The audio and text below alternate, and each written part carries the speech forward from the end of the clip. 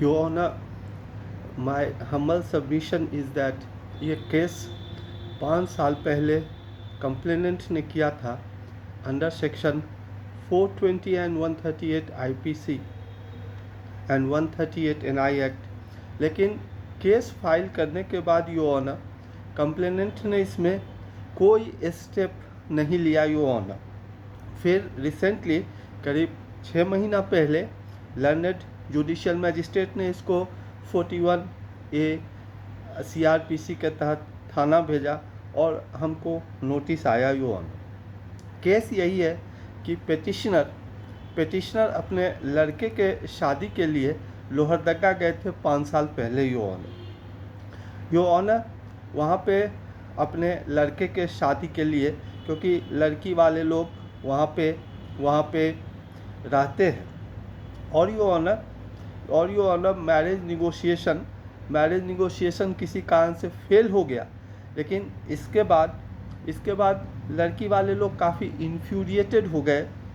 उन्होंने पेटिशनर और इनके लड़के को घेर लिया 20-25 लोग, और उनके हाथ में लाठी डंडा पिस्टल वगैरह था, और इन्होंने फोर्स किया कि 1 लाख रुपए का चेक दीजिए। तो डर के मारे पेटिशनर के लड़के ने साइन करके चेक दिया लड़की वालों को, जबकि कोई लीगल डेट या फिर लायबिलिटी नहीं था इनका, और पेटिशनर के लड़के को देना पड़ गया क्योंकि चारों तरफ से ये लोग घिरे हुए थे। ये लोग जैसे जान बचा करके वहाँ से छूटे योर लॉर्डशिप, फिर पेटिशनर ने लोहरदगा SSP और गवर्नर ऑफ झारखंड को इस मामले के बाबत कंप्लेन किया, जो कि पेटिशन में ABP में योर ऑनर के पेरूजल के लिए मैंने लगाया है योर ऑनर।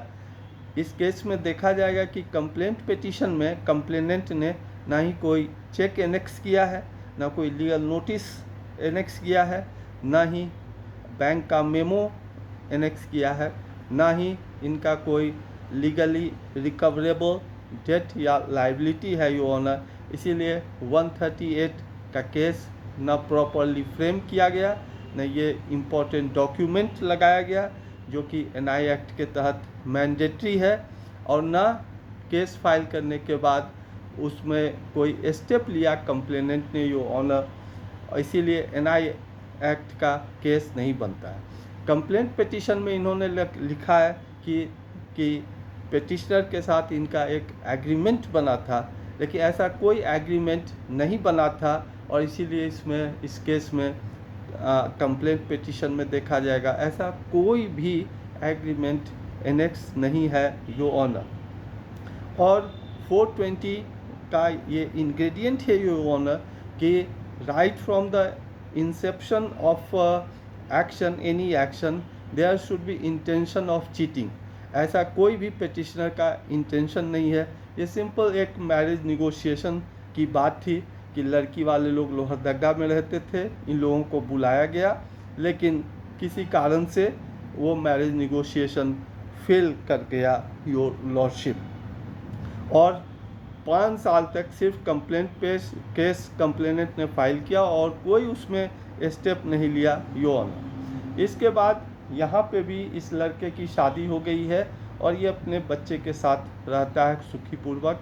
और कुछ दिन के बाद पेटिशनर को भी पता चला कि लड़की वाले लोग ने लड़की की शादी कर दी है और वो भी हैप्पीली मैरिड लाइफ लीड कर रही है। और इस इंसिडेंट के बाद दोनों के बीच कोई कनेक्शन नहीं है, कोई टेलीफोनिक हीटेड आर्ग्यूमेंट नहीं हुआ, ना कोई फर्दर लड़ाई झगड़ा हुआ। इनको कुछ पता भी नहीं है कि वो लोग अभी लोहरदगा में रहते हैं कि नहीं रहते हैं योर ऑनर। पेटिशनर 60 साल के हैं योर ऑनर, काफ़ी गरीब हैं, एक छोटा सा साइकिल रिपेयरिंग का शॉप है, कोई एंटीसीडेंट नहीं है, और लॉ अबाइडिंग सिटीजन है योर ऑनर। और चेक जो है इन्होंने साइन नहीं किया था योर ऑनर, ज़बरदस्ती इनके लड़के से साइन करा लिया गया था your honour. In the facts and circumstances of the case it is being prayed before your honor that bail petition may be allowed, and further till the pendency of bail petition, the protection of no coercive may kindly be given to the petitioner, your lordship.